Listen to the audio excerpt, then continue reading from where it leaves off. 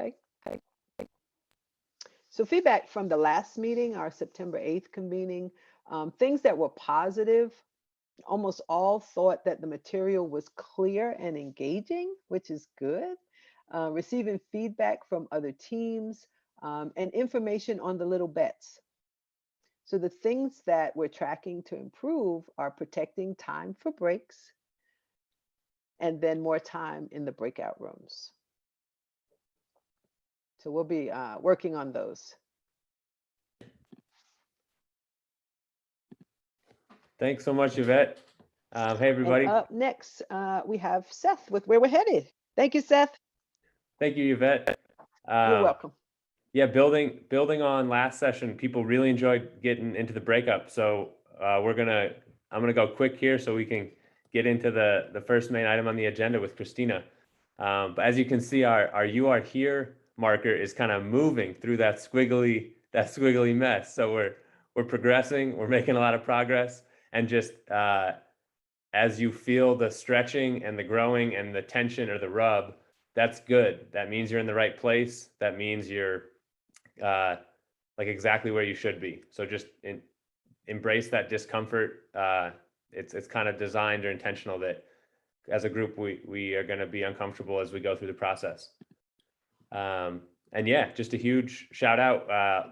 Many teams have already piloted at least one little bet idea. Some have moved on to a second. So that's really what we're going to dig into the first part of today.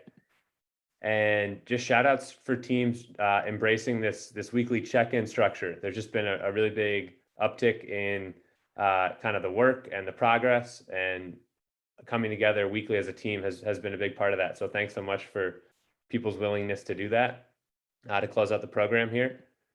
And just shameless plug, whenever you're doing something Resilient Leaders related, feel free to take out your camera on your phone, snap a picture, take a screenshot on your computer. When you get to the end of this process, it's going to be really nice to have photos. So just snap freely and take photos. And then thank you to the teams that have continued to fill out the submission form. After you make any progress, please drop it in there just real quick. That helps us see where everyone's at. And as always, let us know how we can help as facilitators and supporters. But yeah, I'm gonna turn it over to Christina for our round 2 of the little bets. Thank you, Seth. So round 2, when I was thinking about this, one of the most important things when one starts a new practice is just the repetition. And so earlier this year, on the heels of probably not my healthiest self during the pandemic, I started a new workout routine and I started lifting weights. And I was thinking about this kind of like little bets. When lifting weights, you kind of have to do at least 2 times a week. You have to do a certain number of repetitions to really start to build strength and to start to really make an impact. And it's kind of like little bets. I wouldn't say like, oh yeah, I lifted weights once last month. That's all I need to do. At some point, there's something helpful about having like a certain amount of repetition to get to a level of insight and effectiveness with little bets. So what we're going to do today, per the request, the vast majority of time over this next hour is going to be spent in your small groups. And because the small groups are focused on slightly different things, what you do with your time in those small groups might look like a little bit different. For each of the small groups, we're trying to personalize this experience based on where each of the groups are. So we'll talk to you about that. But in terms of the repetition, what we want to do before we break you out in the first breakout session is repeat just a little bit of what we talked about last time, and then hear from you between the last session and now. How has your work with some of the little bets been going, and what insights, what questions do you have based on that we can share going into your first round of prototyping for our next little bet. So I'm going to go through the first 5 slides. They're going to look really familiar. I'm going to ask you to jump in with a voiceover so we can hear more in your voice, in your words, how this is resonating as you started learning from it. So the first quote around James Baldwin, one of my favorite quotes.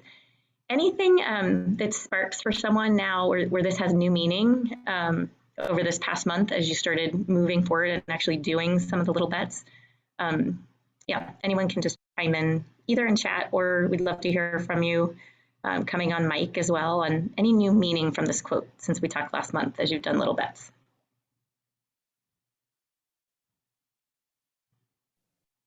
This is Carol again. I would say it's really true as I ponder what the quote is of James Baldwin. Those who say it can't be done are usually interrupted by others doing it. And it seems like I'm getting a lot of interruptions, but I remember this quote to keep moving. Nice. I'm glad you're moving. And Yes. I've been so impressed hearing all the teams that are just really moving. So thanks for that. Next slide is just going back to what is a little bet. Sometimes it's helpful just to ground in what are we trying to do here in terms of a little bet, because it's meant to right size what you're trying to do and not be overwhelming at this point when there's so many big ideas and there's so much you want to do and so much you want to accomplish. Obviously the definition is here, but anyone that's kind of taken on their own twist or own thought about the definition of a little bet and how that played out for you?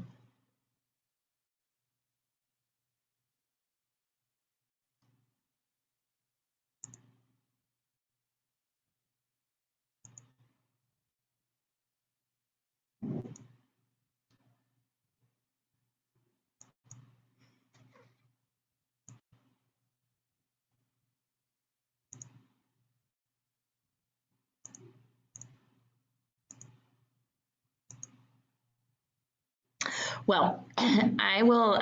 We'll circle back to this. So when you get through your prototype, just be thinking about this in the back of your head on how you'd explain it to someone else in your own words, and how you want to continue to have this focus in mind as you try to kind of bite size your next set of work today and moving forward between now and the final session. So last time we talked about a couple things relevant to Chris Rock, and this just re-emphasizes and reiterates. When Chris Rock went to get ready for a show, he, for the course of 6 months, literally like 5 or 6 times a week, he would be going at night to try to improve and to try to get back out there. So even if there's some little bets that you've already put out there, you've already fine-tuned, just use this as inspiration. As you can keep doing that same little bet over and over and probably learn some more things more than once. You don't have to do it for 6 months, 5 or 6 nights a week. That's a lot, but you can do the same thing, hopefully iterated and improved multiple times and continue to fine tune it. At some point, you want to move forward and start to expand it and scale, but want to refresh us on the inspiration from Chris Rock.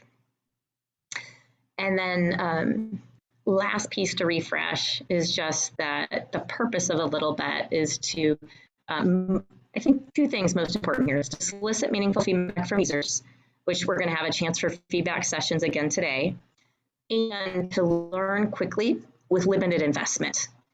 And it's little limited investment of time, of money, of your emotional attachment to the ideas, and so on. So last time we talked about a few different kinds of little bets, either a physical simulation or a journey map or a storyboard. And we're going to continue to do one more flip of those today. And just one last thing before we do, Seth, if you want to go to the prompts, a couple slides forward on the prompts for today. So if everyone can just put one thing in chat on any one of these questions, like if you did an experiment, what went well? How does this make you think about the larger concept? What didn't work well? And how does that shift your thinking about the larger concept? And then there's just some things about experiment logistics that you might want to talk about as a group. So how does this change the approach to future experiments based on what you learned on the logistics? What didn't work well and what worked well? So if everybody could, on any one of these questions that just resonates for you around working well, around not working well, focused on the content, focused on the logistics, if everyone could just put at least one comment, if not more, in the chat, that would be great.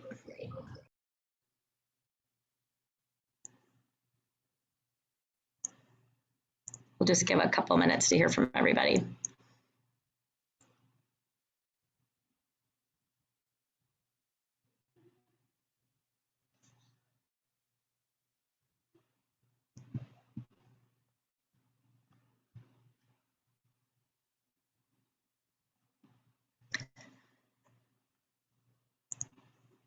And I'll read some of these as we go along. So Hope saw growth in teaching job skills and stress management skills to students.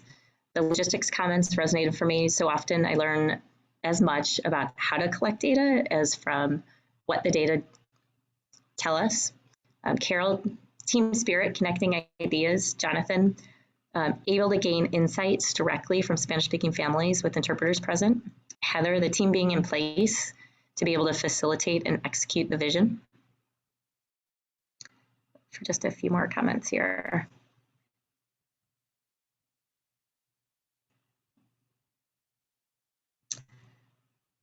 Seth, again, the word tab pre-K, the Impact Academy integrated breathing and resilience skills into their home cooking kits. That sounds amazing.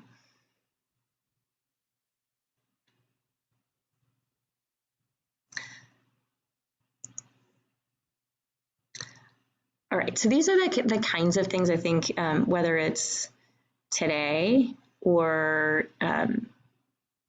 after using these as kind of a debrief from some of your experiences, these are the kinds of things, just super simple, to make sure that you're continuing to learn from your experiments and making them just a little bit better when you go to try them again, so you continue to have higher impact.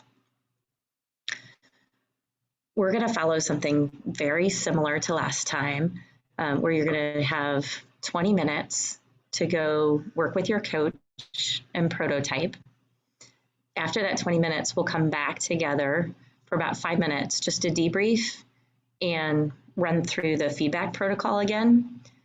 And then, just like last time, you'll get feedback from one other group. You'll listen to one other group and give them feedback, and then you'll present and get feedback from another group. And then we'll come back and do a quick debrief again. So that whole pattern should feel really familiar. Same pattern from last time. Hopefully, because this is the second time going through it, you will be able to just move that much faster and get that much further, because this is old news. You know how to do this. So with that, Seth, do you want to share anything else just around the logistics of going into the teams from here? Yeah, teams will hop in to breakouts with their coach, and then facilitators can join in whichever team makes sense. Maybe Christina, if you want to float. And yeah, goal is really just the second between now and the end of October. What is your next little bet? What do you want to test as a team? And we'll bring it up at the end too, but you're always able to apply for funding. There is funding available to implement your ideas. So just keep that in mind as you don't let resources be the limit as you think about this next little bet that you're planning up.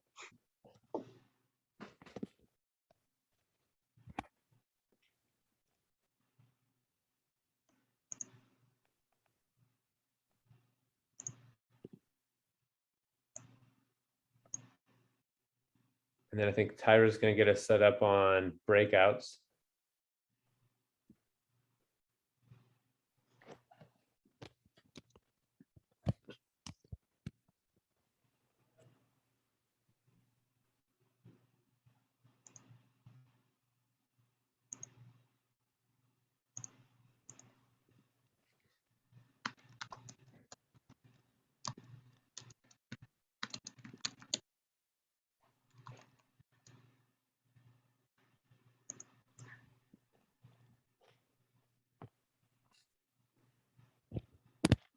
Hey, Marcus. So Hi, Seth, Christina. how you doing? I'm great. Seth, this is Marcus, who I mentioned. Hello. Marcus, this is Seth, who's going to connect you to the room with Chuck Price, who's the coach for the small team I told you about. So we'll just connect you with the team, and you can kind of take some cues from Chuck around the team getting started to figure out the next prototype and introduce yourself to the team. Okay, Thanks for joining. Appreciate it. my pleasure. And hey, Seth and Tyra. So I think you're putting me in the Graders Coming Ministries team, and I'm wondering, does it make sense for me to join the Hope team because of their having looked at their data? That's great. Cool. Okay. Seth, I will hit. oh, I'm sorry. Go ahead.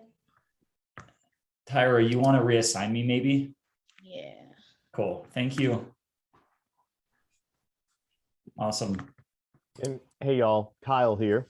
Came in a little bit late, but I need to go into the Impact Academy group.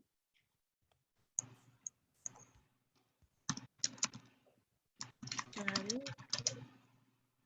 Let's see who else was. Yeah, Jonathan. I don't think anyone from Spate is on this call at the moment. And then Tyler, are you able to put Marcus into the courthouse Graders Coming breakout?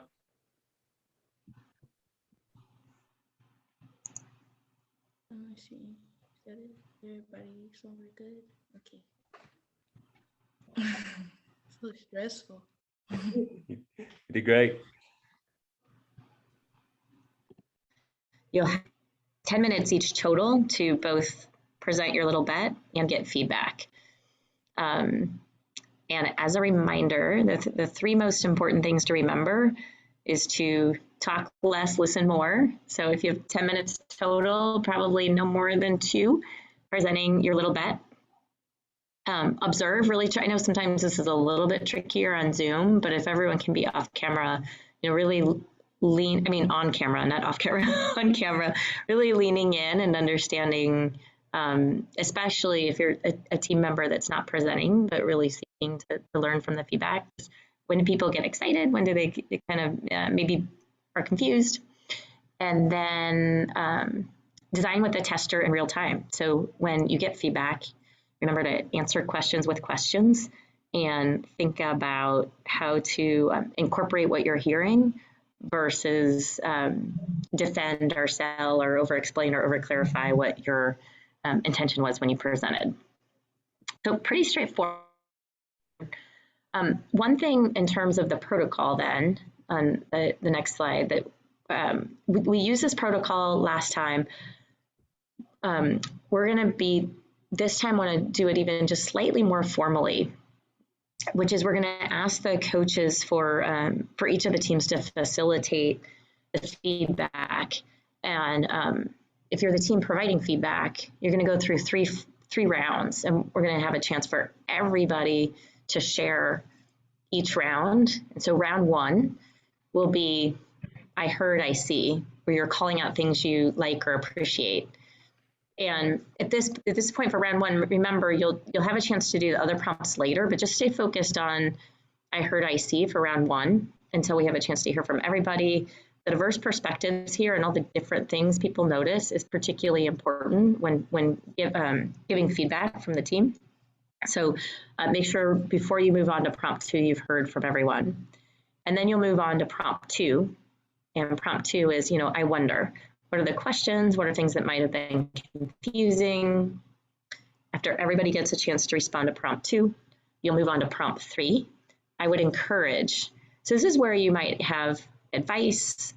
You might have constructive criticism. You might have yes and ideas. Like you might be really excited about something you saw on the storyboard, and you'd say, I encourage you to add this element to your little bet, or I'd encourage you to think about partnering with XYZ on your next little bet. So those are the 3 rounds, and I think being a little more formal about the protocol and following it gives a chance for that diversity of thought and gives a chance for more robust and expansive feedback than just the first set of things that come to mind. So that's the protocol and the feedback, and then each of the coaches will also have a feedback collection form. They'll just be taking notes on what they hear, so the team will be able to go back and reflect on that at a later date after this meeting. So both listening in the moment, but then making sure someone on the team, and in this case, we're asking the coaches to collect the feedback in the different categories that you're hearing, so that you have that to come back to at a later date. Any questions about the feedback protocol before we dive in?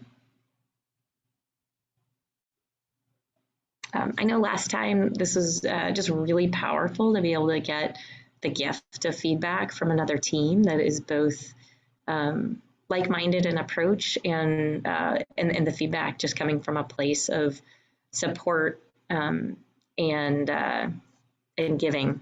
So it is all with love and a gift. So I think from here, let's just dive in. Which team would like to present their little bet first, and be able to receive feedback?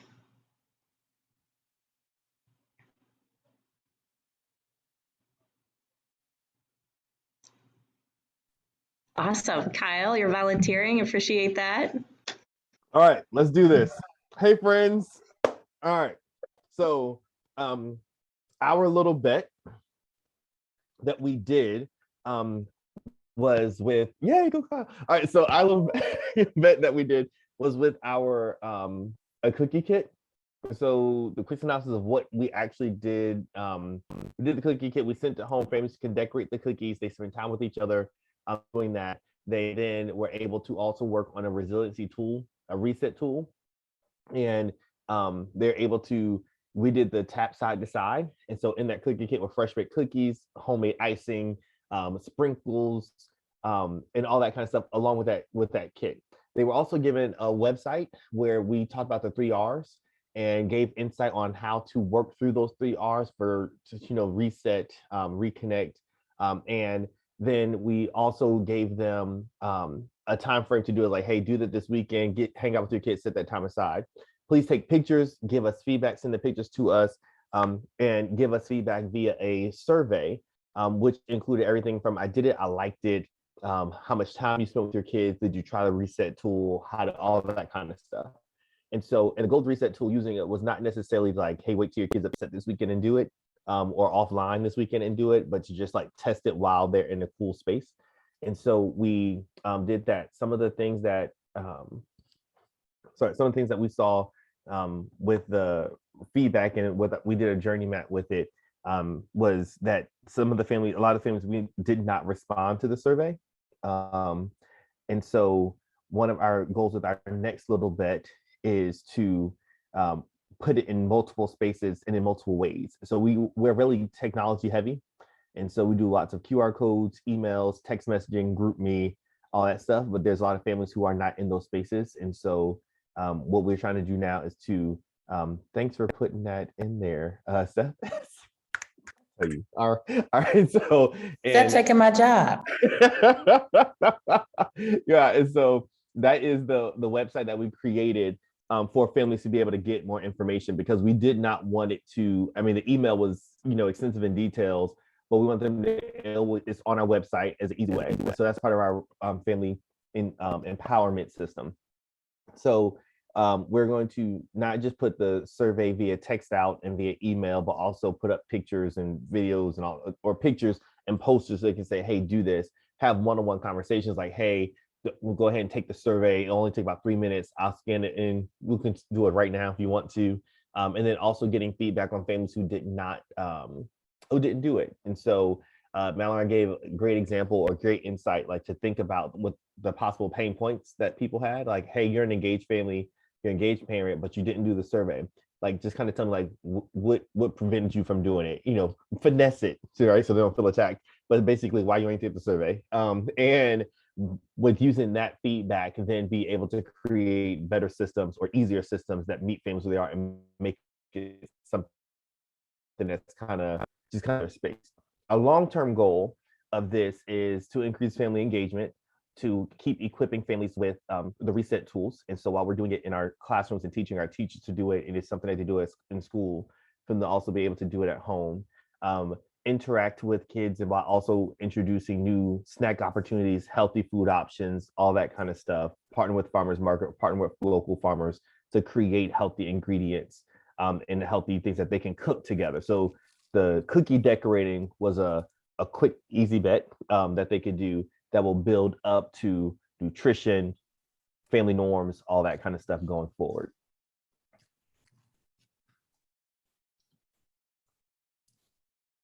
So thank you for scrolling with the, so when we did our journey map, so the things that I think I'm trying to make sure, consider low tech, get family feedback, respond.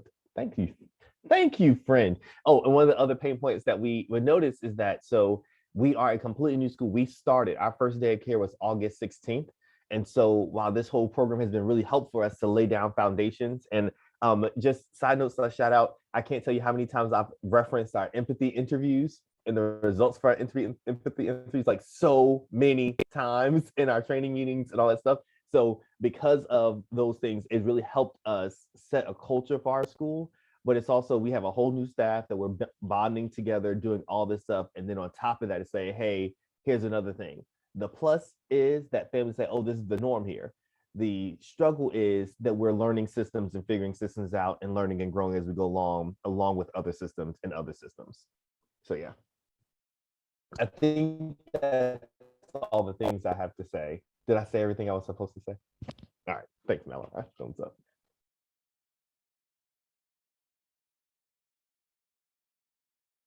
Also, the rest of the team, Tevin's here. As we are a new school, the health inspector just came. And so he is he's still active in the meeting, but he'll be coming back after that inspection finishes up.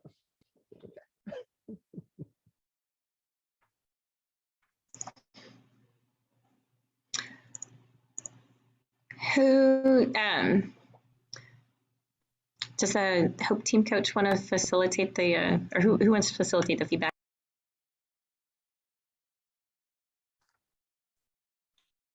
Okay, I'll go. I'll do it for Hope. Excellent, thank you.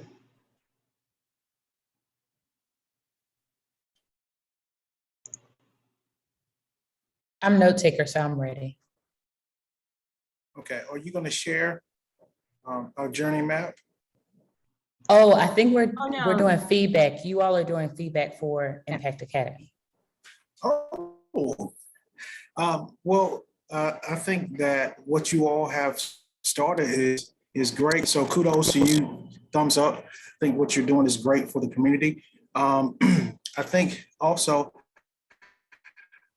getting information from families is very important. I think when you ask for feedback from the family, it's creating an atmosphere where that they're welcome and what they say matters, especially when it comes to their child. So I just want to give y'all kudos for that, having that thought process. And I just say continue to do the great job that y'all doing in impacting and changing the lives of students. I can jump in and help with facilitation, Christina. So I thought That would be great. Great, thank you. Brother Corey, that was a really great example of like, I heard, I see. He's sharing out what he appreciates or likes about the idea. And then Paul also added an I see in the text. I'll just air that out. I see you've asked for engagement a couple of ways, and he lists out a survey and photos. Awesome job. Other, I heard or I see feedback. We don't have to necessarily go in order, but maybe start with just your observations and what you heard and saw from that team. And shout out to Kyle. You always bring the good energy, brother. Appreciate it, King. One of the things that I heard that I appreciated, Kyle, was that, you know, even with the snacks and the stuff that you're sending home, the goal is to get to a point where the kids are like cooking healthy foods and meals, but you weren't afraid to start with a cookie, you know, because there would be some people who would just say, oh my gosh, cookies, you know, and just like wait until this big complicated thing got set up, and then you're not starting, you're just kind of stalled. So I think that was like a great first step in a good direction. And I heard you saying that you're working on building relationships with local farmers, and I think that is crazy important. So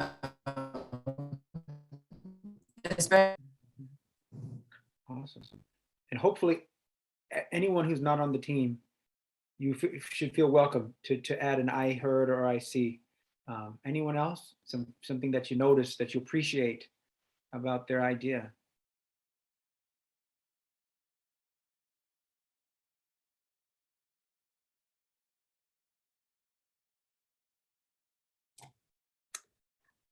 We were in the last group too, and I just wanted to jump on and say that I heard and I really appreciate that you are really trying to learn deeply about this particular bet. And keep going with it. I think the more you test, the more you learn. And I think that's great. Thank you, Melissa. I wonder for families where stress most comes up outside of the school environment. So like outside of the school building, just in the home environment or in their lives, where does stress most come up? Thank you, Seth. So that's an I wonder questions. And again, like it could be a big question like that. Like Seth's really curious about something bigger that maybe the project didn't address, or it could be a clarifying question. I wonder what you meant when you said blank. So what are you guys wondering? I have a I wonder. I wonder what tools are being shared with the students that entered that program to teach them how to cope with stress, and how to reset and get back online.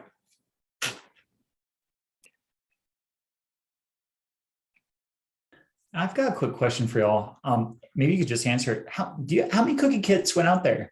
I might have just totally missed it, but how many families, kind of got a chance to play around with this? Oh, point of clarification. Is this one of those questions I can answer? Yeah. Well, yeah. Yeah. I know like the I wonders and the feedback. I didn't want to like break a rule. Okay, so we have 18 families that received the cookie kits and the reset. Awesome. That's super helpful. Thanks. No Yeah, problem. I think Paul's follow-up question is, how come you didn't send 19? He wanted one too. Come on, man. I'm left out here.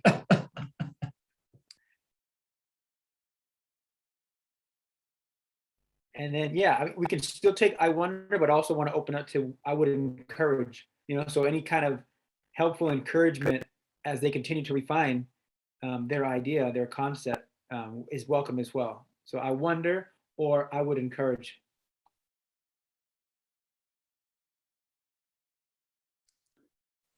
I would encourage next time you send a kit, maybe print out the survey and include an envelope with a stamp. If it's 18, like a book of stamps isn't that much.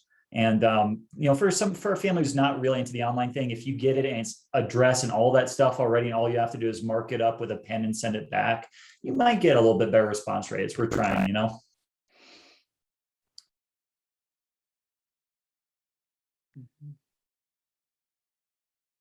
Awesome. Other encouragement, other wonders.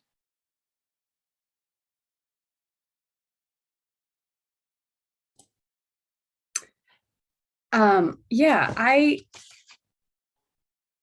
there's a lot that's going into this little bet. So it is a little bet, but it's also kind of multifaceted, right? Like you've got the family engagement, you've got the promoting resilience, and you've got kind of this data collection piece. And it sounds like you're trying to improve on all three of those. Yes, no. Okay, yes. And so I wonder if as you tweak this time, just maybe the more you can call out what you're tweaking specifically related to those, or maybe you just focus on one so you can kind of see what the levers do. I wonder if you can learn more deeply that way.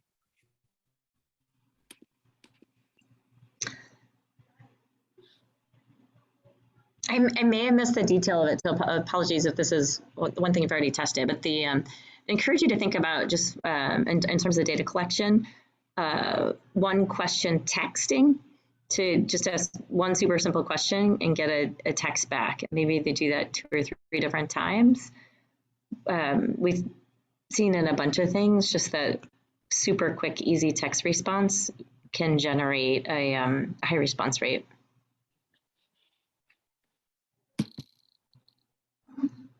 If you have the information for the text. And I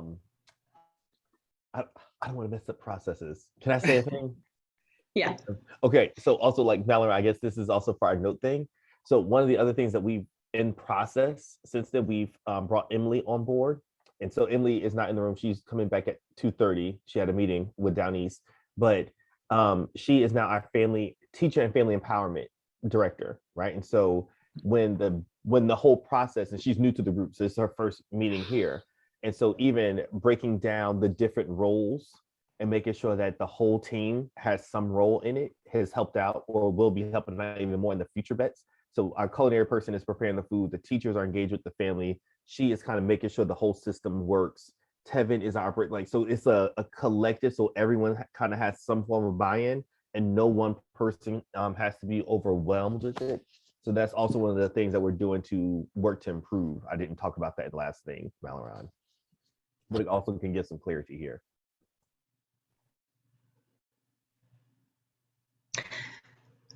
So for time, we should probably switch to the other group, and if there's any burning feedback you didn't share, maybe pop it into the chat. But lots of exciting progress.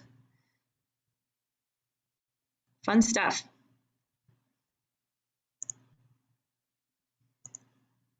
All right.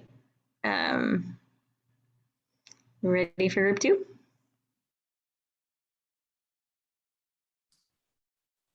Yeah, and Corey, I can take notes if you or Chris or Ms. Robinson want to give the download on what you guys are up to in your next little bit.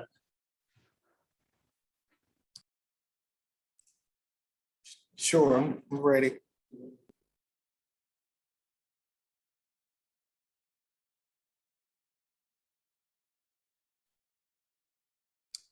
Do you want me to share the Jamboard or anything? Let me know. Yes. Yes, if okay. you could please share that, that would be great. Okay, awesome. On it. 1 second. Okay, can you see that? Could you make it a little bit larger? Oh yeah, of course. Zoom in. Thank you. Cool.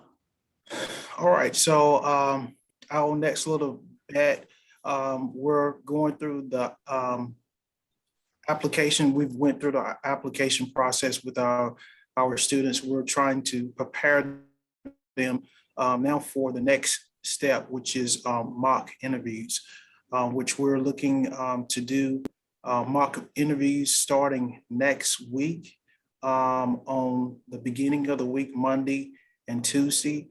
We will be coaching our students and giving them guidance on what interviews are looking for, how to present themselves, and things that they can that is good to share during an interview.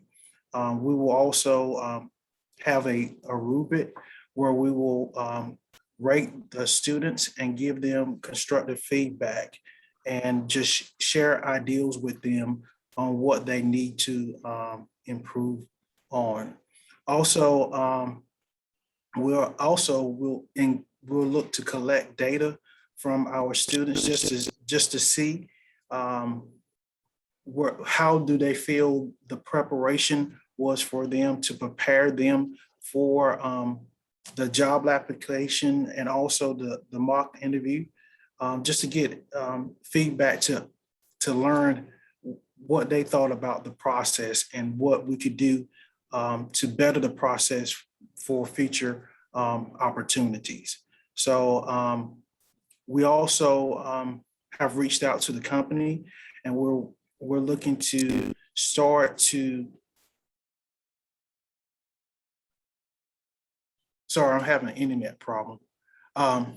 So we also reached out to the company, and we're looking to pilot a 2-day program starting out, and then based on whoever is referred, based on their production, then we'll look to have them to work more hours. So these are some of the little bets that we have in place moving forward in our next step.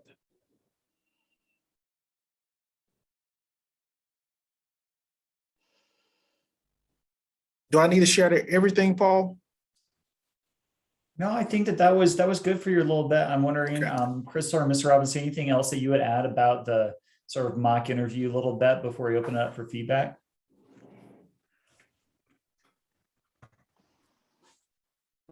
I haven't been here. On Wednesday was my first day back this year, so I'm kind of out of the loop But I think it's going to be a really good exercise for the students. Just to have that practice. Thank you.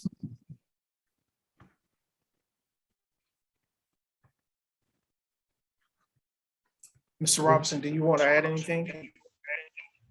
No, I was gonna say all the information that Mr. Williams shared is basically all that we're getting ready to do and have done. And so all the information that he's given was very good. Yeah, and I'll just add that the Hope team did a great job with a pre and a post sort of assessment for their students around how confident they are in applying for jobs, finding jobs, interviewing. So they've got some data on that already, but there will be another chance to collect some more data after we do these mock interviews. So I think that'll be a good way to hear how it's impacting students' feelings of confidence, in these areas.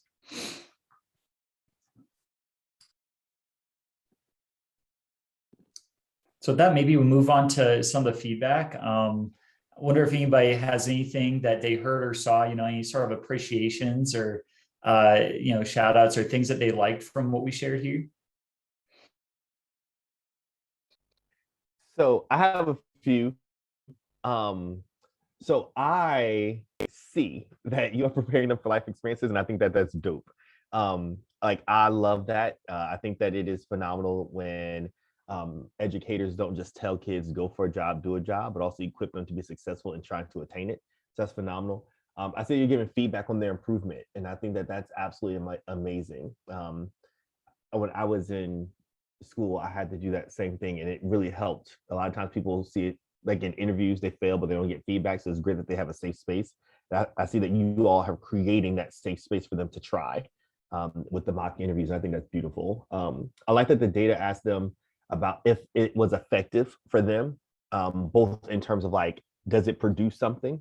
But then also was the process of their mock interview, if I understood it correct, that your data asked that, like, does it work best for them? And I think that that's really, really awesome. And I love that it's a way to make more hours based on like information and skills that they can actually, it's not just I love that it's not just a mock interview. It's a mock interview that leads to actual interviews that can lead to benefits. And so sometimes skill set, people like students don't see that as enough of a benefit. But adding skill set plus the actual tangible things, tangible time and money, right? So yeah, that's a really cool thing that you're doing. And I wonder if there's a way to record them while they're doing the mock interview, and so that they can actually see themselves. And because sometimes getting feedback verbally is like, you did this, it's kind of like, I think I sound good, and someone can tell me I do or don't. But once I hear it, I'm like, oh, ooh, my voice, they're singing, So I think I wonder if there's a way to do that as well.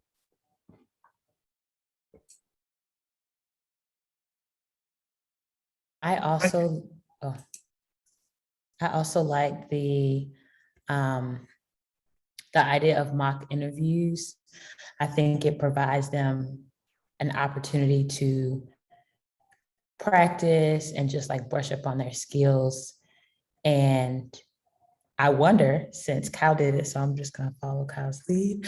I wonder if it's possible that you could do a mock before the mock. So like pair the students up together and they do it like they do a mock with one another.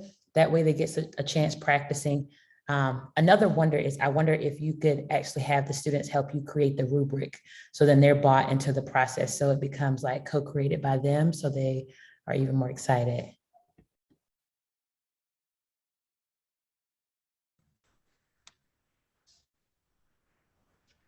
I wonder if there's different types of interviews that you can do mock things for, like a job versus a scholarship versus, excuse me, like a job versus a scholarship versus like access into a school.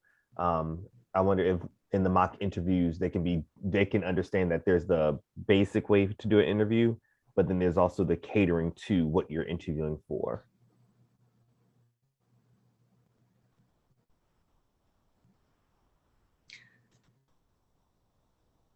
I'd like to say I heard that there was a pre-test to this process, which I love, because if you came in asking kind of where their confidence is, it's kind of like you get their buy-in, right? Because you're not just saying, this is how you interview, this is how you get a job, but where are you with your confidence? And then meeting them where they are is very important. So I like that there was a pre-coaching. So there's a pre-test, where are you? Then there's a coaching. It sounds like it was very personal. That's what I'm hearing, as meeting them where they are, then leading up to the interview. So I thought that was very impressive. It takes it out of just a career development kind of, this is what you wear, this is what you do, this is how you interview. Now mock, it makes it, or feels for me, more personal, which I think is very important. So I love that.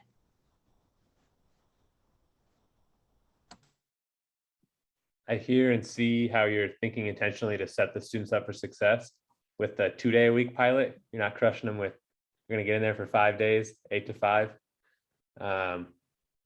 And I wonder what you will learn as the biggest needs are as you see students interacting with the businesses in this new role.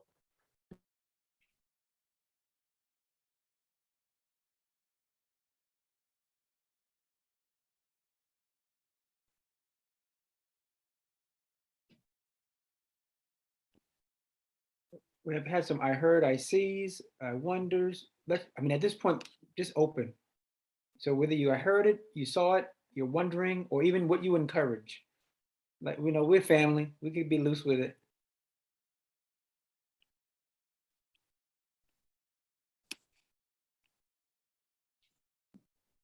Well, I guess on the same lines of what I was just speaking about, I wonder what is the outcome, or what is the biggest maybe need there might be around just confidence, and you know where these young people are, and then what response. Or I guess I encourage that there be some kind of thought about addressing some of those maybe more basic needs that then can build here in this area, if that makes sense.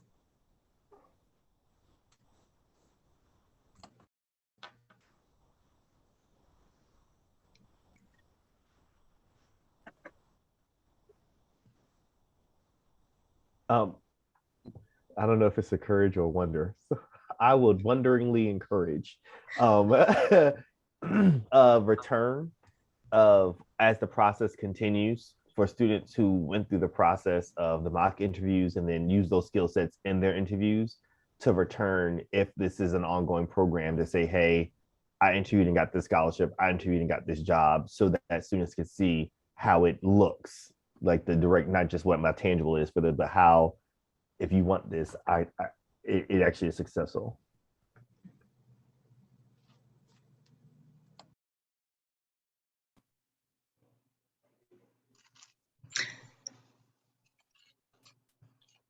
So this might be a good time to wrap up, going into, we heard the feedback on the breaks, so don't want to go too much over anything, and so cut into your break. So maybe just one quick question to wrap up our thinking and our session today. Lots of momentum, like lots of great feedback, lots of momentum. This isn't new this time. This is, you know, practicing and building that muscle a little bit of where you've been. So would love everybody just to throw in chat.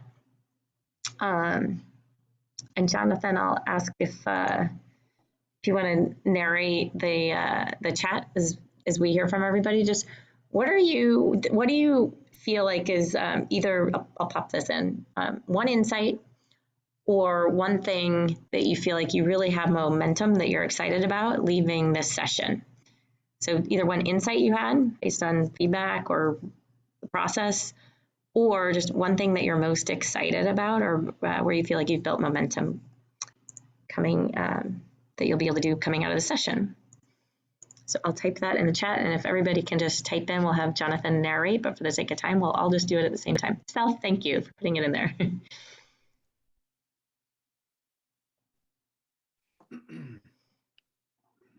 And Hope, again, anything you share or contribute to the group is a real gift for the group. So I hope we can hear from everybody on this prompt. Most excited about diversifying methods and functions based on population, like family, teacher, students' needs. Excited about helping the students feel more confident in their interview skills. I'm excited seeing teams sticking with the process and leaning into. I love the idea of having students who feel a part of the process. Excited about engaged new members on our team and their eagerness to delve into the goals and work. Feeling momentum around helping the team explore additional little bet opportunities. Lots of exclamation points too, if you can't hear them in my voice. I'm excited about the entire second little bet that Hope did not yet share about, which is hiring a mental health contractor to be in the school with students to provide support. And Seth added a link in case anybody wants to check that out. It's pretty sweet. Feeling good about the insight that we received from Mr. Marcus chiming in from LA. He gave hope and a lot of promising motivation that we have what it takes to make a difference. Shoot, amen. You are some really talented teams. You all have the potential to make a difference for sure. Shout out and thank you, Mr. Marcus. Getting a lot of love, Mr. Marcus.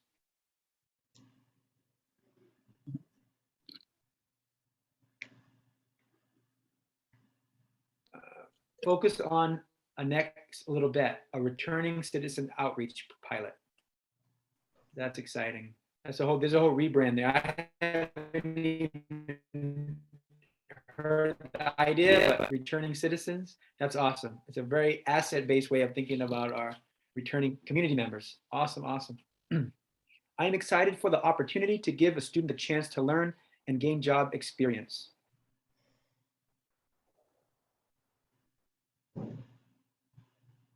And if you haven't had one in there, make sure you type one in.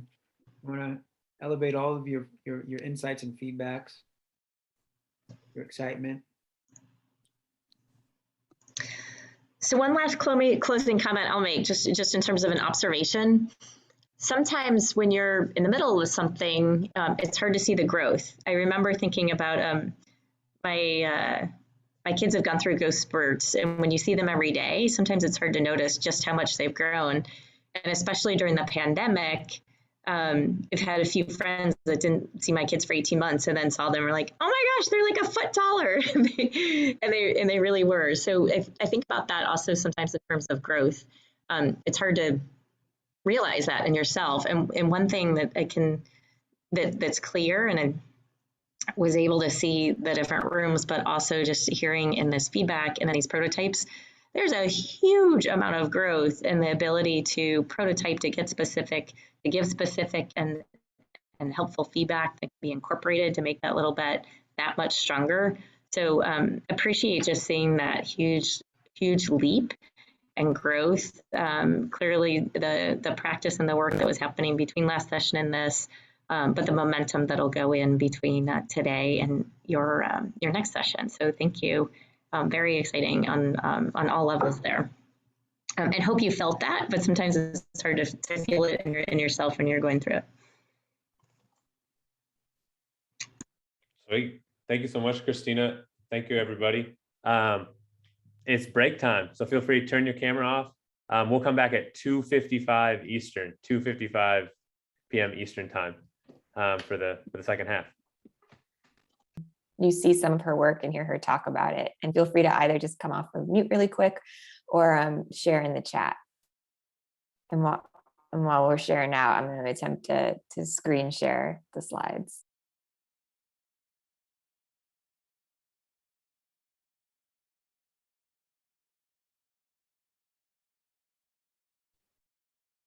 I'll go. Okay, so I think that is really cool. That was my first step, and I like the way that she is being creative, and kind of like bringing a type of light into a space. At the same time, I kind of struggled So I struggle in a couple of ways. One is I thought about the types of neighborhoods where like the abandoned buildings, but neighbors are like, oh, let's write these post-it notes and this will be sweet. Versus the types of neighborhood where it's like it's abandoned buildings and a sweet post-it note doesn't matter. And then I love her perspective of her hometown, right? Like I love it. This is like something about it makes me trust a city that always makes way for music. So I thought about when I visited New Orleans and for one of my wedding anniversaries, and it's like there's a cloud coming. So, but for me, I was like, yeah, we learned about like slavery and the poverty and the disenfranchisement of like the Black communities in the city and all the things that were destructive. Like we we embraced the French Quarter and the beautiful architecture. And so I think that is great that she's able to see that light in that space as a Black person looking at that and thinking about like the neighborhoods I was in New Jersey and Newark with abandoned buildings and how like the sunlight of post-it notes and nice hopes don't bring the same type of energy. But I also love that type of energy is able to exist in a space where the reality and things I was thinking about as an outsider who came in exist in the same space. So that's cool. Thank you, Kyle. I really appreciate you sharing that. And I think it's really valid to struggle with this work and really all public art, especially when it's I think it's interesting to see the work travel outside of her own community and how the environment around it affects and shapes. And I think that's an interesting point you bring up around the context of our stories, right? Where we choose to tell our stories to who. And I'm seeing some really beautiful comments also come up in the chat around, that this was a beautiful method of connection and using public space for simple questions that provide huge insight. I also think that's an interesting, that point that you bring up, Chuck, is interesting that, the language is so accessible for these prompts, right? But it is bringing up a lot of complexity in terms of just the simple question of, I feel like anxiety in my chest when I look at the prompt, what do I want to do before I die? Like that's a heavy, who knew so much heaviness could exist in just 5 or 6 words of a prompt. So just really appreciating kind of all these contradictions and tensions that you all are noting in her work and how it brings up a lot of feelings. And I think that's, the beauty and the struggle of storytelling is it is super emotional. And I just, I don't know if we can pull back up the slides. I think my screen sharing is disabled. But I just kind of wanted to quickly, before we get into talking about your own stories and your own learning journey, let me see if, looks like I can do it now. Thank you all. It's just kind of review some of those things we talked about, storytelling to be top of mind as we're going through this. And I think we talked about this back in August, but I just thought it'd be helpful really quickly, kind of just things to think about when we're talking about the ways that stories matter. So stories connect, stories are felt. I think they're felt a lot of times in ways that just information and data points aren't. And they're also accessible. We're all storytellers and we all listen to stories every single day. Stories shape. There's been a lot of studies around how information is retained more deeply through storytelling. And I think a lot of us typically remember stories or narratives associated with different experiences more than the details of those experiences themselves. And then stories stick. So it's really important. And I think this came up a little bit in the reactions to the TED Talk we just watched. They help us learn where we've been and inform where we may go next. And the way stories are told and who tells stories really matters and shapes our worldview. So going through that really quickly, we're going to spend the bulk of our time together today really thinking about how to share your learning journey. So really this past beautiful several months we've gotten to spend together when you're doing all this incredible work, thinking about how you can share out that story to others and what story do you want to be told about your agency and yourself and your work. And then again, what do you want people to take away or feel from your story? I think not just thinking about the story you want to tell, but what you want people to take away is really important. So really quickly, and let's see, I don't know if somebody can put a link to the Google slides in the chat for me. But it'd be nice just to, you know me, I love a Post-it note slide. And I thought it'd be great just to kind of quickly, without thinking too heavy about it, what story you would want to tell about your time in this cohort together and the work that you've done with your team. And if you can quickly just kind of Jamboard it here in the slide for about 5 minutes. And we'll refine this later. And then if for some reason the slides aren't working for you, feel free to put just a couple lines in the chat, and we'll try to get it into the slide. But just really quickly, what story do you want to be told about your agency or yourself?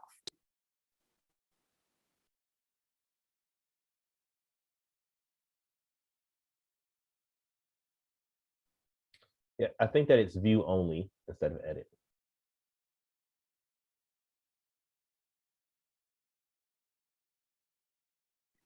All right. Well, what I'm going to suggest then is if oh, you just changed it. Okay, cool. Thank you all.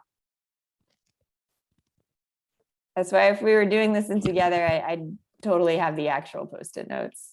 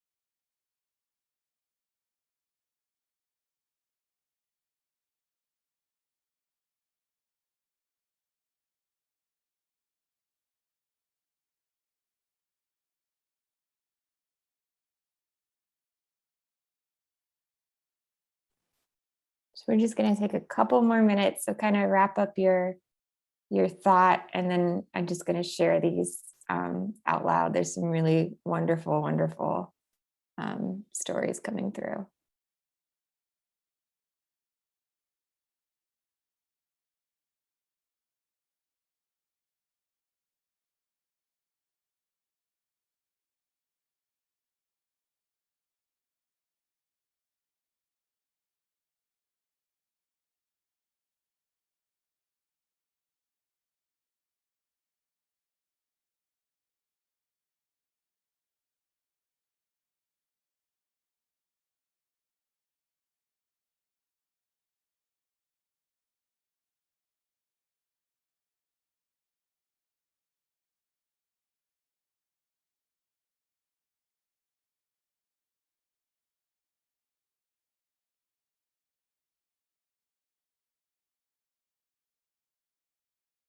All right, you can keep writing, but I'm going to just start reading some of these out loud because I think it's nice to hear them.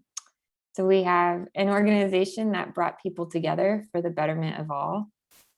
There's a group of people who are learning about themselves, their community, and their organization while developing programs that intentionally celebrate their individualism while binding them together. I love that just juxtaposition of the individual journey and your collective learning journey. A story of metamorphosis. I love that. Growth, change. That we have shown the love of God by loving people, gracing people, helping people. a story of unlocking change. That's such a wonderful, I'm loving the detail in some of these, and then also just these kind of one sentences that I feel like are so universal. A story of improvement and growth, a story of giving our best effort, a story that goes beyond using buzzwords and actually puts things into action for the good of their purpose and reality. We as a group, GICM, have learned so much in our time here that we will always remember and recall to us when we hit roadblocks in the work we do and see ourselves as true healers. A story of hope that there are actions we can take that will make a positive impact in the face of incredible challenges. And I'm seeing in the chat, we've made a difference by touching someone's life to help give someone hope to connect, to transform to a productive human being and to pass it on. It is important to show transparency and establish trust. These are powerful stories that this group holds. And we're going to kind of spend the next, 40 minutes really starting to dive into them a little bit more. And our goal is really so that you can leave with a tool to help you continue to tell and share these stories with your community, with your stakeholders, with potential funders. So getting back to this, the purpose of this activity today and putting these learning journeys on paper and thinking them through is really learning and sustainability. So it's important for your team to define your story and message so you can share it with other people in your community. I want to be really clear, we're not expecting you to develop TED Talks, but to honestly and openly share your learning journey through ROI. And that we're here to support you all the way, and that we're really hoping to help do a lot of the heavy lifting on this. So the team here has put together these learning journey reports that we'll start to look at today that will really help you share the who, what, where, when, why, and how of your team's story and your learning journey through the Resilient Leaders Initiative.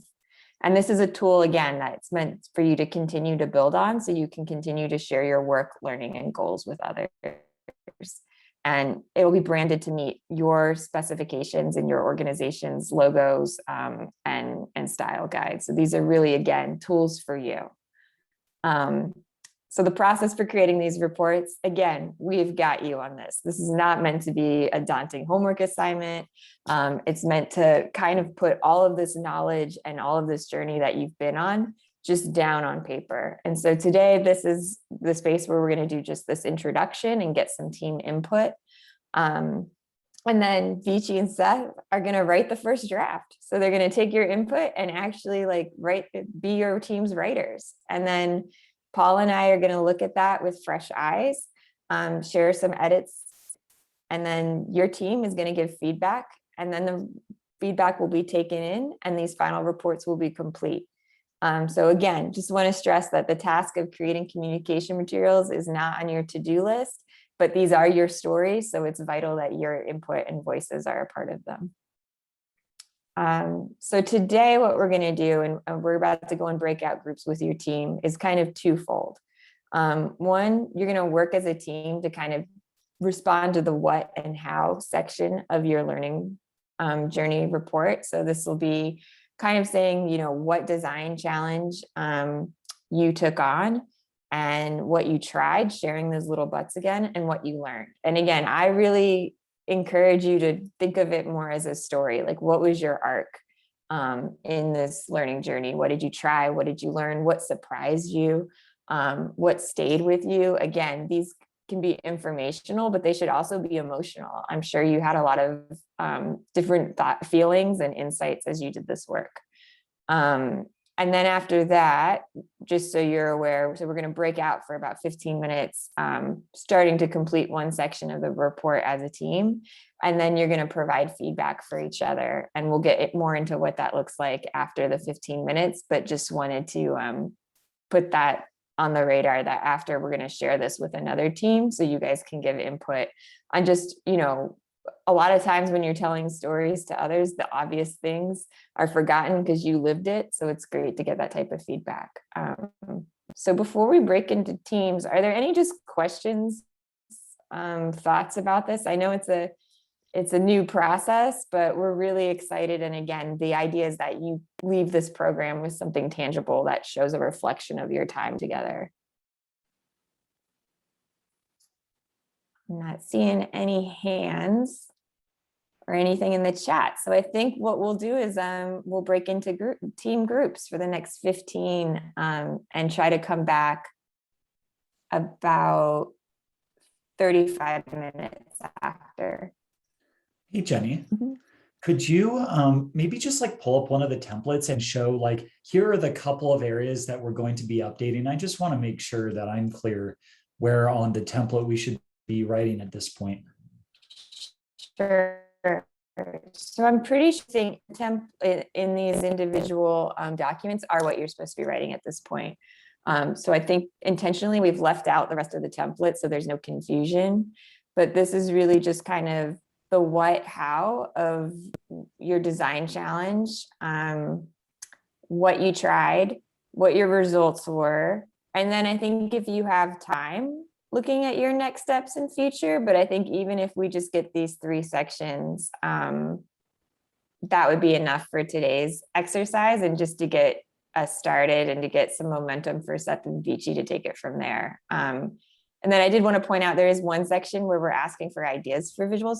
We're not asking you to have those photographs, but again, it's a way to think about how you might present this information in the future and what would have been some helpful visuals that can tell that story beyond the words and the writing.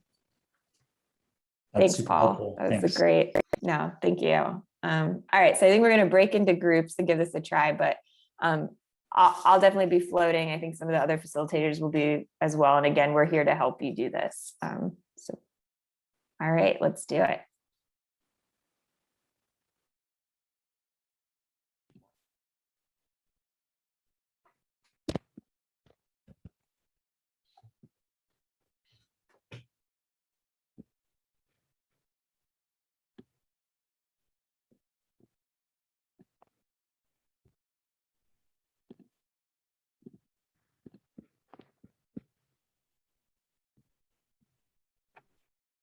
I didn't get bounced to my group. Was I supposed to? Let's see. Yeah. There we go. I think it missed Heidi and Emily.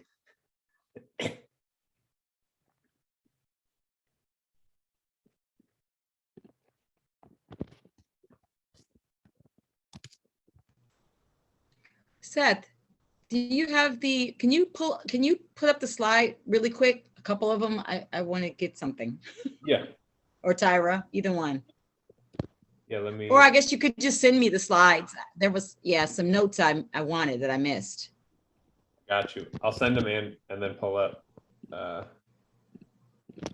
just sent them over the chat. I have basically 5 minutes. Maybe tell us about one little bet you tried and how it panned out, just conversationally, and then we'll give feedback from there. Okay.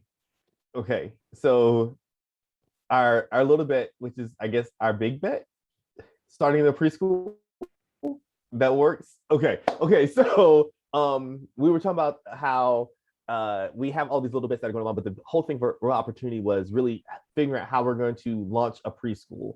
And so when we did that, we looked into the community to figure out what the needs are and looked at each of the biggest stakeholding groups in our group, in our stuff. And so we found out that those would be parents, that would be the teachers, the students, and then also like the early childhood community. And so when we did that and we looked at what their most important or what their biggest efforts, what they needed the most, we found that parents needed safe spaces where children can learn. Students needed places that are fun and engaging and welcoming and warm, while also helping them to accept the next challenge without pushing them too hard, because it's a preschool, they should be having fun.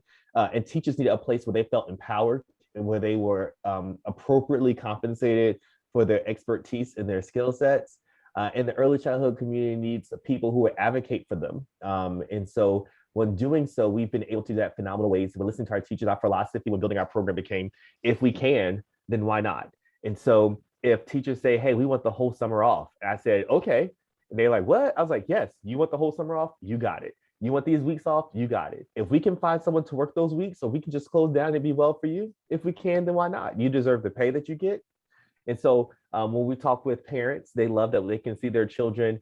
They see that it's safe and they're having a good time because we are posting stuff on social media. So y'all should go ahead and follow us, the Impact Academy Preschool, on Facebook and Instagram. That's Tia Preschool on Instagram and on Twitter. And so they're able to get in, to see inside without being in the space so the kids can be safe, you know? And everyone's signed media release, so we're good. And so they're able to see the things that are going on and be engaged with the things that are going on. And so each of the stakeholders actually get exactly what they need and what they want from us. And then groups like the Down East Partnership for Children and statewide programs, we're on those boards, we're in those committees, and we're hearing from those who've already been in this advocating so that type of work have certain privilege and ease of starting with the school at the church. And so launching the Impact Academy Preschool has been super dope. And we're hoping and we're seeing that all of our stakeholders are pleased with the results and able to live out the things that we committed to getting to them. Okay, before we give any feedback, can we give a huge round of applause for Kyle for stepping up? So really quickly, because we only have a few minutes, and again, we're just doing this as a prompt, but you all can do this in your groups as kind of great feedback exercise, just as you're developing your stories with us there to support you. And so curious, just if anybody could come off mute and share what resonated while Kyle was talking about the Impact Academy's learning journey. I like the fact that you're looking out for the people who are doing the education, honestly. Like when you said you want the whole summer off, I mean, I get the whole summer off anyway, but I was like, you sure you don't want to be in public education? We need more people like you. So, but I really did appreciate that, because I think when you have the people who are like there on the ground and they're being taken care of, you're going to get more out of what time that they're there, out of the time that they're there. And I think that's so important. And then also just being really particular about having a safe space for the kids where people know what's going on. But they don't necessarily, the kids aren't being exposed to that scrutiny. I really appreciated that. I really would love. appreciate it. Oh, sorry, go ahead, Paul. Yeah, similar to what Crystal said, just like you naming all the different stakeholder groups, because I think if you're not in like the space of early childhood education, you might just think, oh, it's simple, but it's not simple to keep everybody happy, you know, and you're balancing all these needs of different people. So I think that's like educational, you know, for somebody who isn't like in that day-to-day to understand how many different competing priorities you guys have to balance to do this well. Awesome. I'm seeing love your energy in the chat, which is a great segue to our next just kind of feedback point. How did you feel? Like, how did you feel listening to Kyle? Come on, someone off mute. Energized. Yes, positive, you know, it's positive. Awesome. And then just quickly, we'll combine the last two. Just what questions were you left with, or what do you think could make it even better?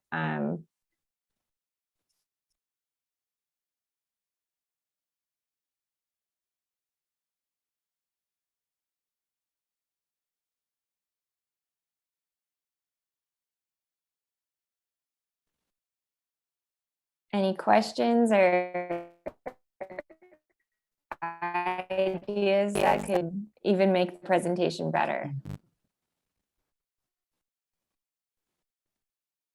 I mean, I'll give one that I think is cliche for me, but I want to see the pictures he's talking about.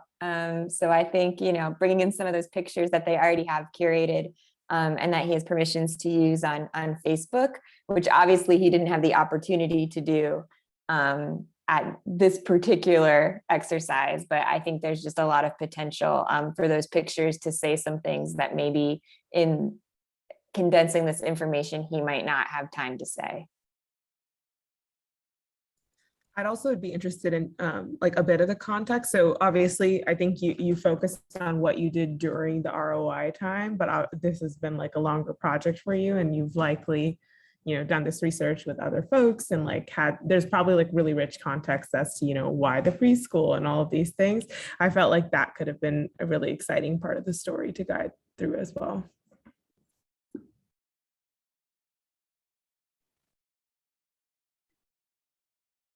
Love that. Well, we are at time, but I want to just again give a big round of applause for Kyle and all of you. It also takes a lot of vulnerability to share our stories, and I think at least in the group that I had the honor of sitting in on, I really experienced an openness to just sharing themselves and sharing their work, and not just sharing the things that worked out, but also sharing what the challenges have been. So I'm really looking forward to working on these learning journey reports and storytelling tools with all of you. And just again, appreciate you all, and thanks for doing the speed round story. Huge thank you, Jenny, and just great work, teams. Yeah, closing it out. Fun stuff. Cannot believe it's end of convening number 7. Tyra, do you want to share about Karoo boxes?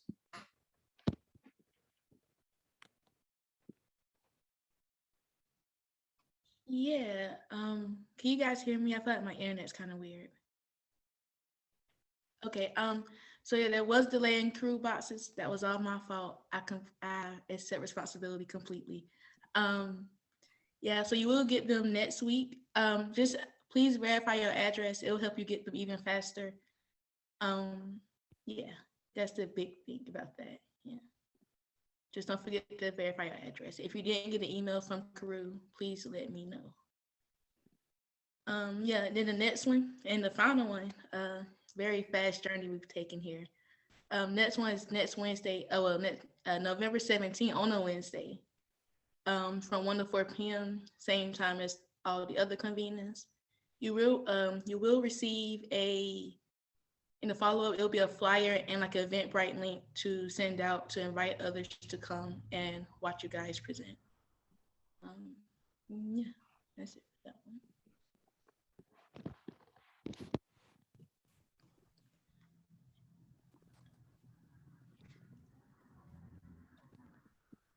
And in terms of just what to expect, that last convening, we'll come together for about a half hour at the beginning. We'll have a public event from 1:30 to 2:30, where we'll have like a keynote speaker, and then each team will get to present and share. Please invite anyone to this event. We'll share, I'll drop it in the chat here. You can put anyone's name and contact info that you want invited. And like Tyra said, she'll have an Eventbrite and a flyer. And then after that public event, we'll take a break and we'll do like a closing celebration together. And we will have a menu of options. So don't worry, this isn't the end of the journey. We'll have a menu of ways that ROI can continue to support you and your team. And so there'll be different ways you can continue to receive support in whatever way you'd like.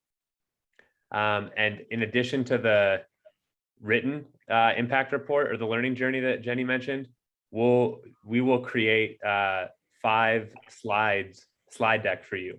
So we just don't want any extra communication work on you. But during the final public convening, one person on your team will just share a very quick 5-minute, this is who we are and what we've been up to in the program and what's coming next for us. So the impact report and the slides will be created for you, and you'll be able to get feedback on that, but don't worry, not a thing that's on your to-do list. And then actions to take before the final convening, plan and execute at least one more little bet, and then plan for what would a longer pilot look like, or how would you sustain your new ideas after the program ends, and apply for funding if you haven't yet. So the HOPE team submitted their application for funding. There's an accountability board of 5 members of the Edgecombe community who review it and approve it. So please be thinking about what you want longer support to look like and apply for that. That will also be in the follow-up email. And then for the final celebration, have one person who will share the update publicly. And then we will share out that registration link for people to share around. And after the program ends, we'll continue to get funding requests until Thanksgiving. Please continue to meet weekly with the coach and program staff until the end of November. And then we'll take the following actions to communicate with stakeholders in your organization. So we'll be sharing your team's profile, we'll be sharing a press release, and we'll be supporting you to present your work to any internal leadership at your organization. But we'll put all this in email, and we're here anytime to help in any way. And then finally, you'll get a final evaluation survey in November. There's a group of students from the UNC Chapel Hill Gilling School who wants to write a paper or a manuscript about the experience you all just had, because this is one of the first accelerator-like programs like this that has happened in a rural community like our own.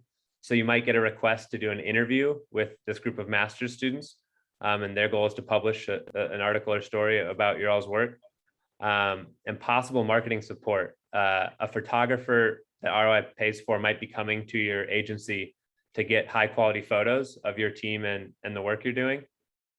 And then very lastly, we have a new cohort coming up. So what you all just experienced, there'll be another cohort next year, and that application just went live and it's open for the next 2 months. So if there are any people or organizations who you would like to refer or encourage to apply, please share this link, ruralopportunity.org/leaders. And they have till December 15th to express interest in being part of next year's cohort.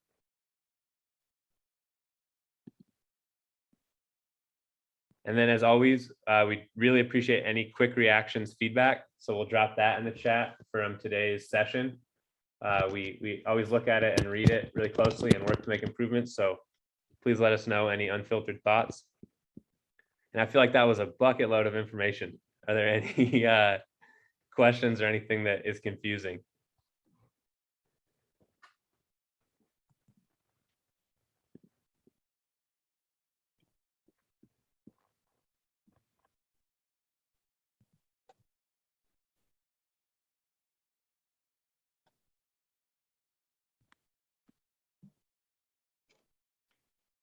Cool. So just to close it out, we'll close with gratitude. If anyone wants to share off mute or in the chat, any shout outs or any gratitudes, then we'll get out of here.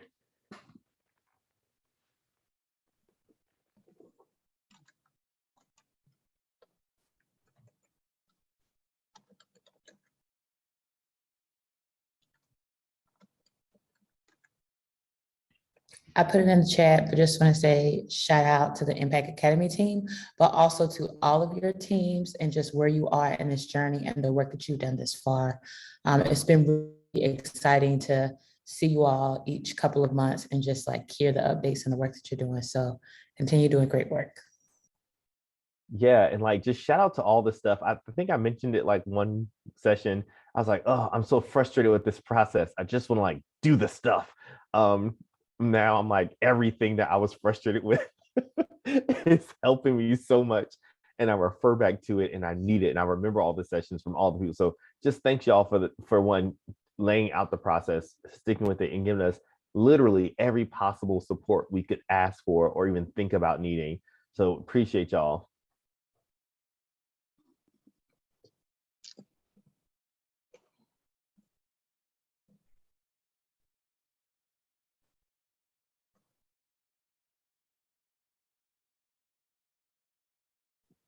Cool. Everyone knows where to find us. Please reach out. We're here to help, and hope everyone has a great rest of the week.